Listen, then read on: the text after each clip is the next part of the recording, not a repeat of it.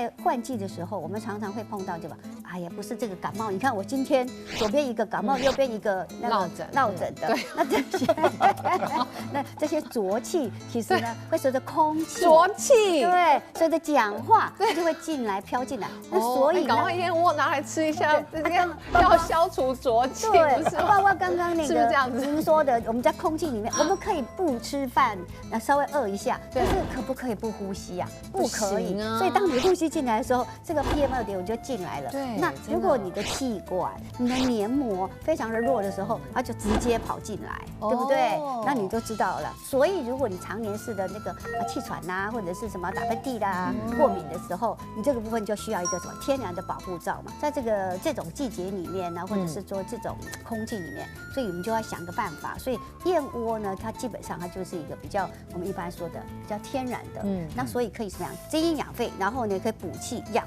肺阴。大家不知道什么叫肺阴啊？哈，那这个肺阴的意思就是说，我们如果口干舌燥，对不对？那有时候不小心的时候，比如说你可能到了一个什么北京啦、东京啦，它不像我们台湾这样子，有没有叫海岛性气候？那你就会发现很干燥，你就开始咳，可是你吃药都不会好，为什么？因为它太干了。